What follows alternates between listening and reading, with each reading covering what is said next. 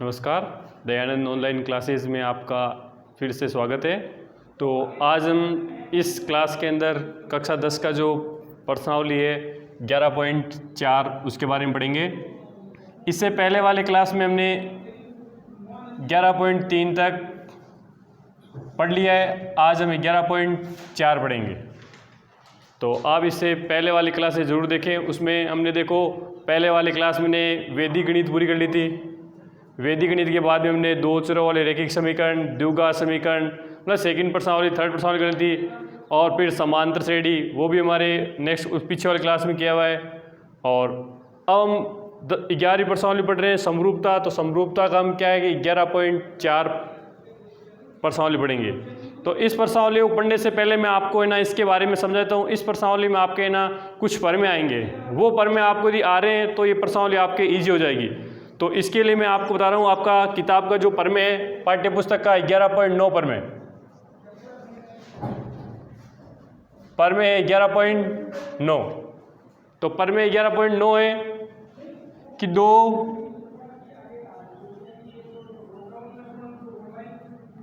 समरूप त्रिभुजों के क्षेत्रफलों का अनुपात, दो समरूप त्रिभुजों के क्षेत्रफलों का अनुपात उनकी संगत भुजाओं के वर्गों के समानुपाती होता है। क्या आपका इस प्रश्नावली पर में आएगा कि दो समरूप त्रिभुजों के क्षेत्रफलों का अनुपात उनकी संगत भुजाओं के वर्गों के समानुपाती होता है, या लिख सकते हो अनुपात के बराबर होता है। या समानुपाती भी लिख सकते हो और यहां पे ये भी लिख सकते हो अनुपात के बराबर होता है।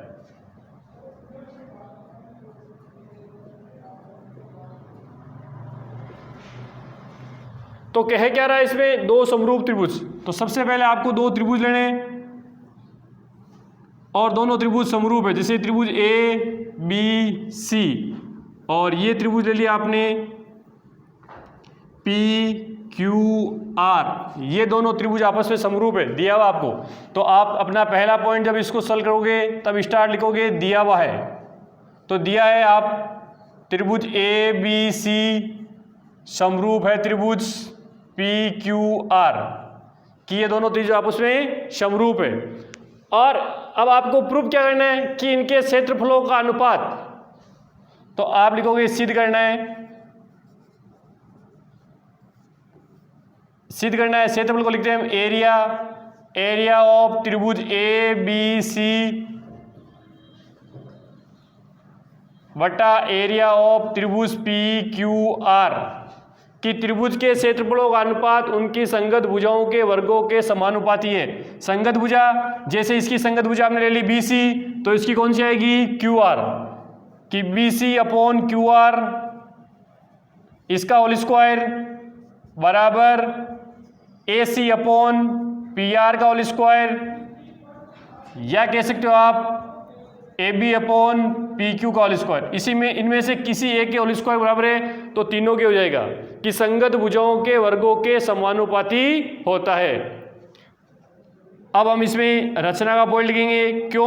क्योंकि हमें इसमें क्षेत्रफल निकालना है और आपको पता है कि त्रिभुज का क्षेत्रफल हम कब निकाल सकते हैं, जब त्रिभुज के क्षेत्रफल में हमारे पास ऊंचाई हो। क्योंकि त्रिभुज का क्षेत्रफल होता है 1/2 आधार इंटू ऊंचाई।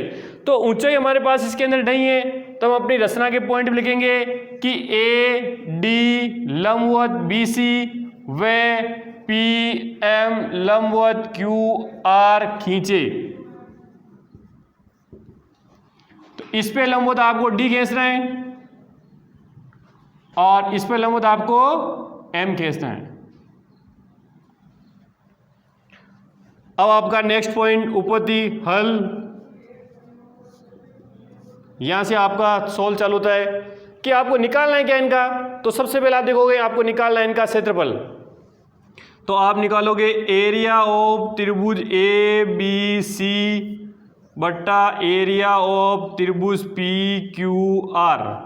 अब आपको मालूम होना चाहिए त्रिभुज का क्षेत्रफल, वही कौन सा त्रिभुज, समकोण त्रिभुज, उसका क्षेत्रफल होता है 1/2 इंटू आधार इंटू ऊंचाई, 1/2 आधार इंटू ऊंचाई। तो आप देखोगे 1/2 इस ABC के लिए आधार क्या होगा, AB, और ऊंचाई होगी उसमें AD, बटा 1/2 PQR के लिए आधार क्या होगा, QR, और ऊंचाई होगी यहाँ पे देखो आप लंबवत होती है, क्या होती है, PM। तो 1/2 से 1 कट जाएगा, तो इसका मान क्या जाएगा, इसका मान आ जाएगा BC गुणा AD बट्टा QR इंटू PM। इसको आप लिख लोगे समीकरण 1। ये समीकरण 1 आपके पास आ गया, एरिया ऑफ त्रिभुज ABC बट्टा एरिया ऑफ त्रिभुज PQR। लेकिन आपको निकालना है AC बट्टा QR का होल स्क्वायर, मतलब यहाँ ये BC है, ये QR है, तो यहाँ BC का होल स्क्वायर जाना चाहिए, यहाँ पर QR का होल स्क्वायर। तो इसके लिए आप लिखोगे, दिया है कि आपको ये पॉइंट दिया है त्रिभुज ABC समरूप है त्रिभुज PQR के। त्रिभुज ABC किसके समरूप है, त्रिभुज PQR के। तो आपको बताया कि जब दो त्रिभुज समरूप हो, जब दो त्रिभुज समरूप हो तो उनकी संगत भुजाएं समानुपाती होगी, संगत भुजाएं समानुपाती होगी। तो संगत भुजाएं कौन सी, तो जैसे इसकी भुजाएं AB, तो इसकी संगत भुजा लेनी है PQ। नाम से लेना भैया, नाम से कैसे देखो, पहले AB तो इसका ले लिया PQ, अब इसका ले लो आप BC, तो इसका किसे लेना है QR, अब इसका आपने ले लिया AC, और इसका क्या ले लिया आपने PR, क्या ले लिया PR। तो यह आ गया AB बटा PQ बराबर BC बटा QR बराबर AC बटा QR। इसको आप लिख दो समीकरण 2। लेकिन आपको देखो, आपको करना क्या, ये ADPM के जगह आपको BCQR लेना है, क्योंकि BCQR का होल स्क्वायर कब आएगा, जब यहाँ BCQR है, यहाँ पर भी क्या जाए BCQR। तो देखो ADPM कौन से त्रिभुज में, तो आप नोट करोगे ADPM, AD तो कौन से त्रिभुज में, त्रिभुज ABD में, और ये त्रिभुज PQM में। तो अब आपको लिखना है त्रिभुज ADB व त्रिभुज PQM में, इन दोनों को समरूप करना है। क्या करना है, समरूप। तो समरूप करने के लिए एक तो पॉइंट आप लिखोगे कि कोण B बराबर होगा कोण Q के। कारण लिखना है कि त्रिभुज ABC समरूप दिया हुआ है त्रिभुज PQR के, कि जब दोनों त्रिभुज आपस में समरूप है तो उनके संगत कोण तो बराबर होंगे ही। और एक आप लिखोगे कि कोण D बराबर कोण M है, वो आपको क्वेश्चन में दिया हुआ है 90 डिग्री, आपने रचना से लिखा है। कहाँ से लिखा है, रचना से। तो इन त्रिभुजों के, इन दोनों त्रिभुजों के दो कोण क्या हो गए, दो कोण आपस के अंदर क्या हो गए, बराबर हो गए। तो आप लिखोगे A नियम से,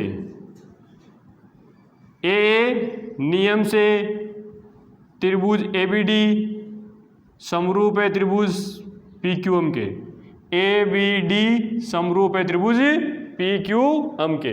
अब ये दोनों त्रिभुज समरूप है, अतः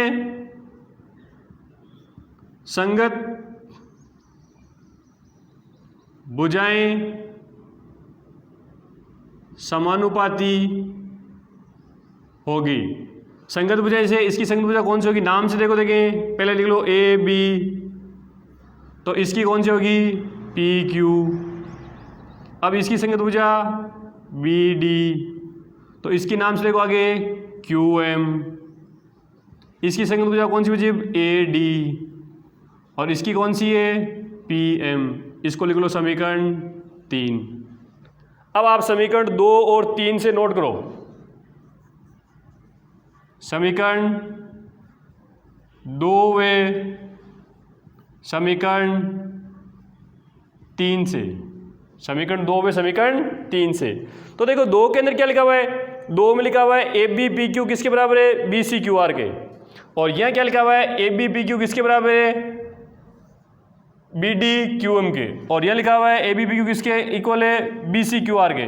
तो समीकरण 1 2 से क्या आएगा, ABPQ उठा लो, BCQR, समीकरण 1 2 से आ गया BC/QR बराबर हो गया BD/QM।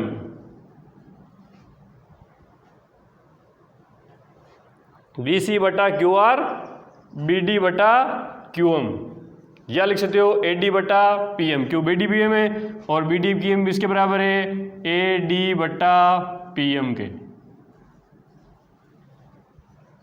कि ये BCQR इसके इक्वल है, तो BCQR किसके आ गया, AD/PM, और AD/PM किसके इक्वल है, इसके। तो अब आप लिखो अतः BC/QR बराबर आ गया AD/PM। अब लिख दो समीकरण 4 और नोट करना है समीकरण 4 का मान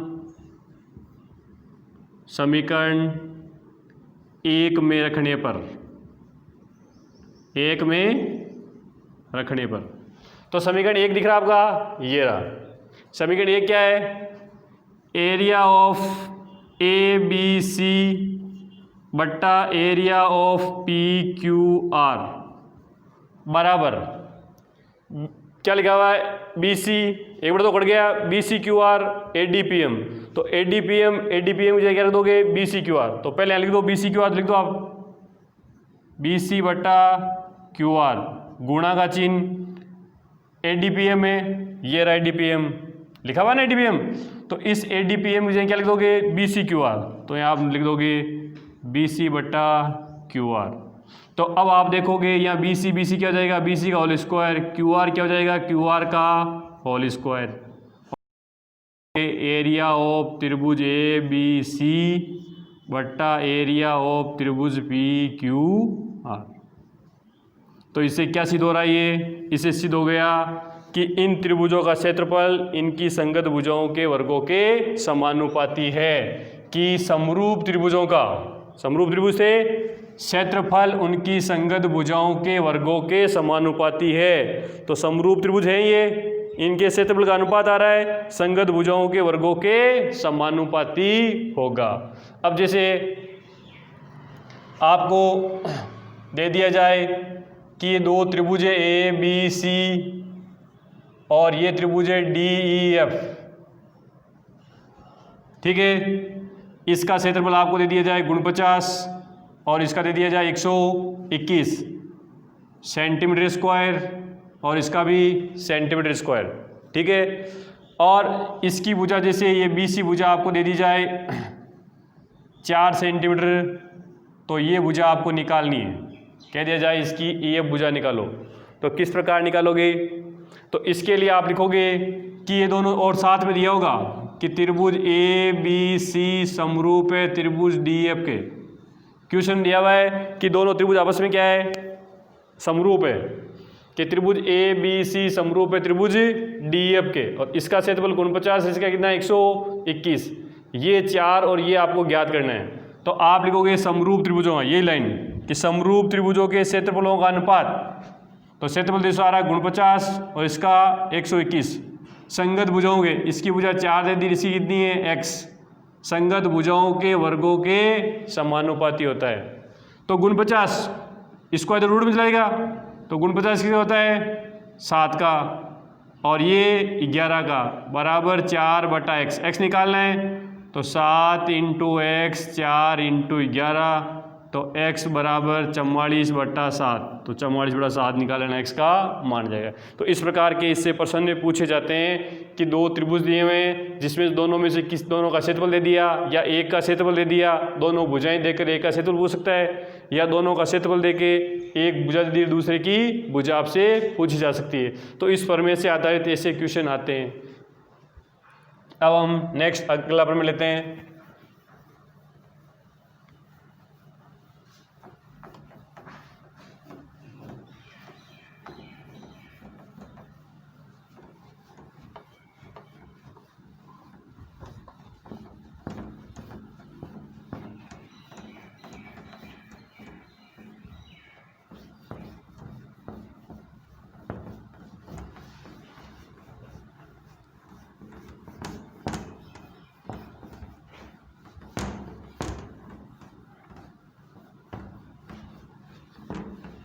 अब इससे अगला प्रमेय हमारा का बोधायन प्रमेय। बोधायन प्रमेय जिसे पाइथागोरस प्रमेय भी कहते हैं। बोधायन प्रमेय कि पाइथागोरस प्रमेय ने जब प्रमेय निकाला था उससे पहले बोधायन ने इसे प्रयोग किया था, तो बोधायन प्रमेय इससे नाम देता है इसका बोधायन प्रमेय। तो आपको ध्यान रखना, परीक्षा में आपको दोनों नाम से याद रखना है कि बोधायन प्रमेय या आपको पाइथागोरस प्रमेय, मतलब दोनों एक ही होते हैं। आपको बोधायन प्रमेय का पूछ ले या पाइथागोरस प्रमेय पूछ ले तो दोनों एक ही चीज़ है। अब सबसे पहले आपको पाइथागोरस प्रमेय, तो पाइथागोरस प्रमेय आपको पता होगा पाइथागोरस प्रमेय क्या होता है। तो पाइथागोरस प्रमेय क्या होता है कि किसी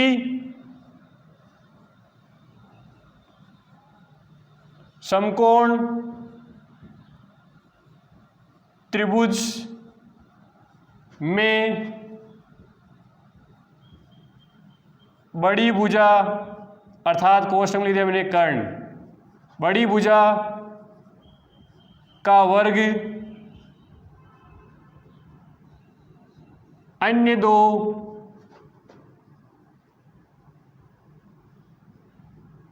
भुजाओं के वर्गों के योग के बराबर, वर्गों के योग के बराबर होता है। ये हमारा बोधायन प्रमेय, पाइथागोरस प्रमेय।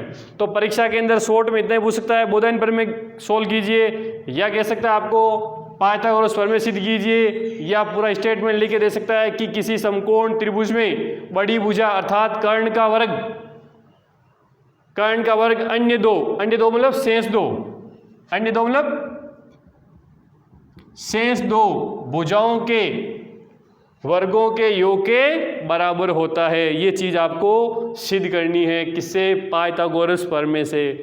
तो अब हम इसमें सबसे पहले नोट लिखेंगे दिया हुआ। तो दिया हुआ हम देखो आपके पास ये एक समकोण त्रिभुज है,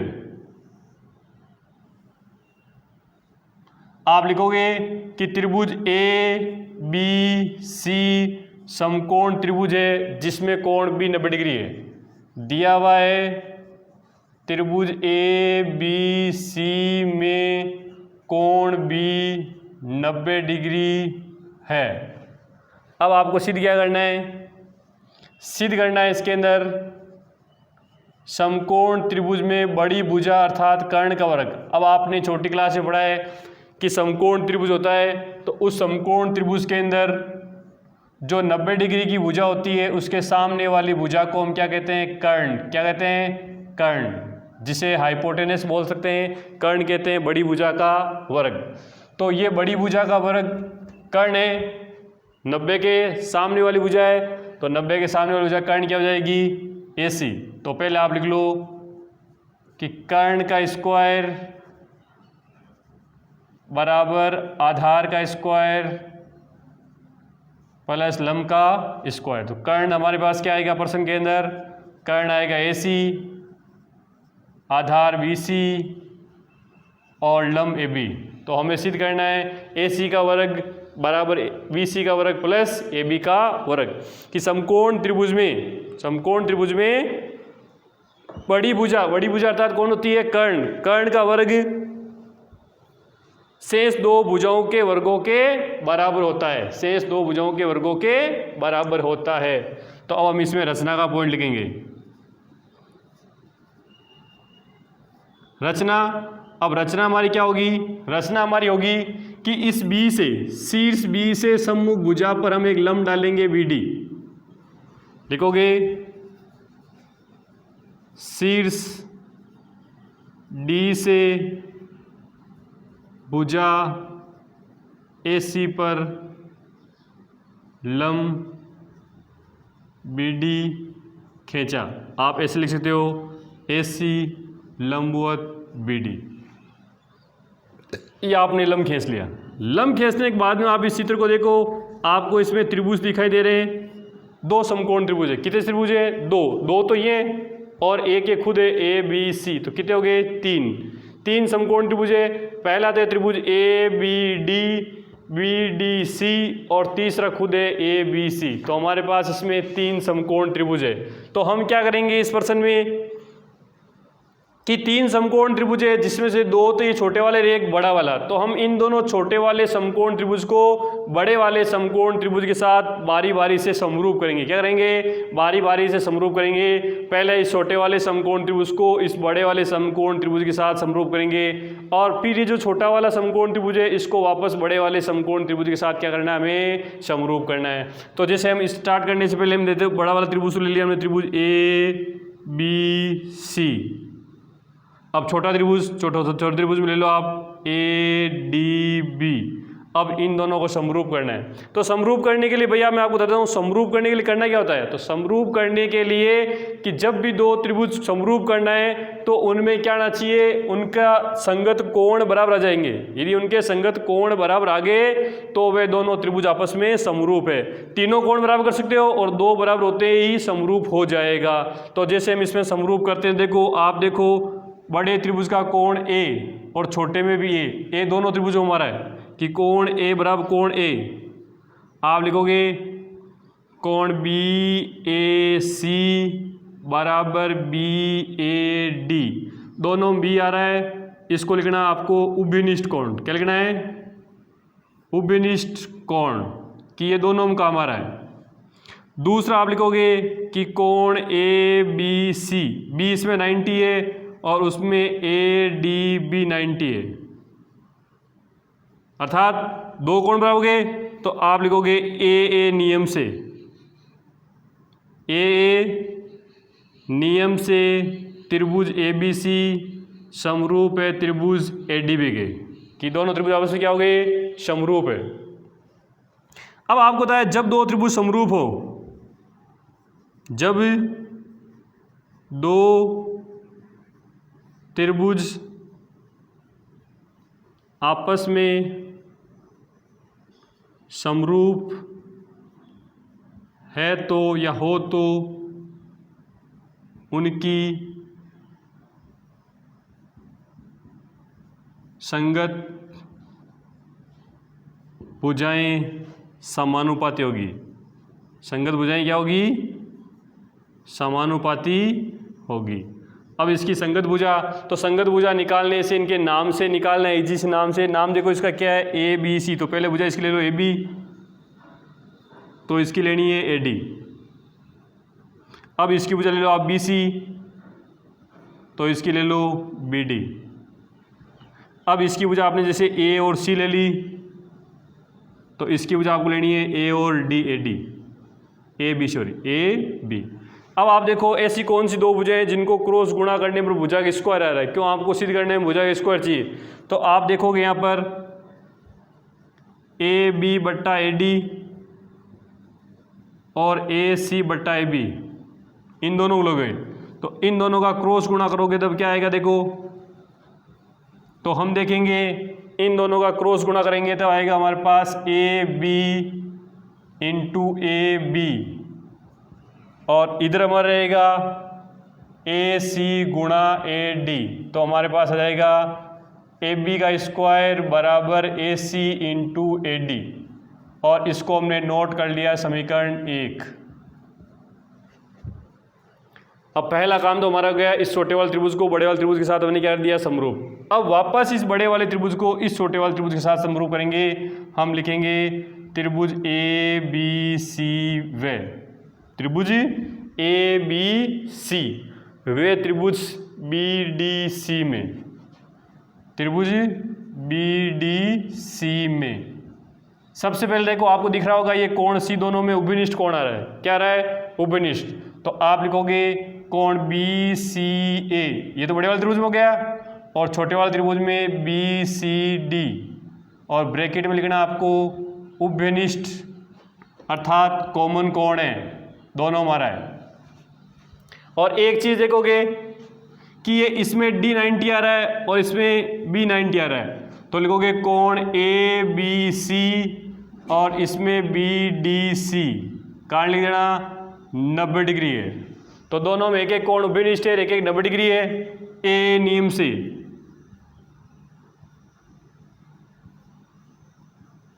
त्रिभुज ए बी सी समरूप है त्रिभुज बी डी सी, अतः संगत भुजाएं समानुपाती होगी।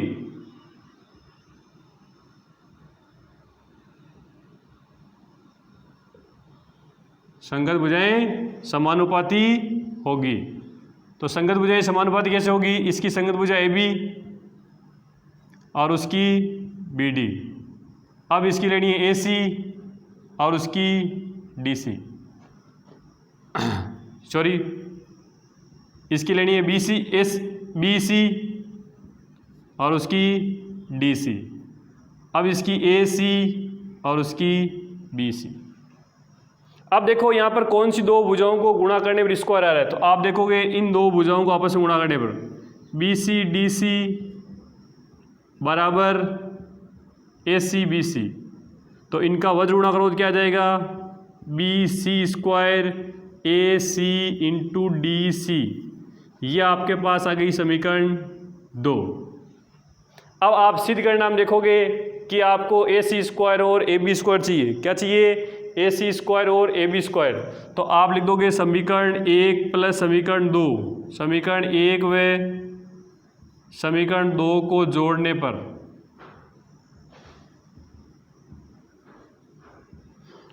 अब इनको जोड़ोगे, देखो इनकी लेफ्ट साइड में क्या है? ए बी स्क्वायर, तो इसकी लेफ्ट साइड में बी सी स्क्वायर, इधर राइट साइड इसकी है ए सी इंटू ए डी और प्लस इसकी राइट साइड है ए सी इंटू डी सी।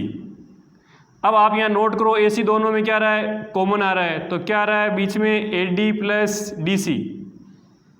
अब आप डायग्राम को देखकर, चित्र को देखकर, अपने चित्र को देखकर आप ये बताओ कि बी डी, ए डी और डी सी, ए डी और डी सी इस चित्र में जोड़ो। ए डी और डी सी क्या हो रहा है? ए डी और डी सी हो रहा है ए सी। क्या हो रहा है? ए सी।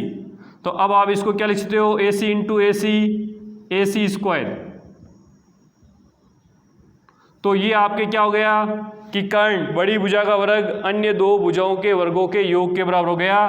तो ये आपका यहाँ प्रमेय सिद्ध होता है, बोधायन प्रमेय, कि समकोण त्रिभुज में बड़ी भुजा का वर्ग अन्य दो भुजाओं के वर्गों के योग के बराबर होता है। तो इससे संबंधित भी आपके क्वेश्चन आते हैं, उनको आप सरल कर सकते हो। और बोधायन काफ़ी बार बोधायन प्रमेय पूछा जाता है कि बोधायन प्रमेय क्या होता है। स्टेटमेंट आपको खुद को लिखना आना चाहिए। पाइथागोरस सूत्र में इसका स्टेटमेंट क्या है आपको लिखना आना चाहिए। तो आप अपने दोस्तों से भी कहा करो कि हमारे ये क्लासें चलती है और उन क्लासों को आगे अधिक से अधिक शेयर किया करो। हमारी इससे पीछे वाली क्लासें हैं, उनको भी एक बार देख लो। धन्यवाद।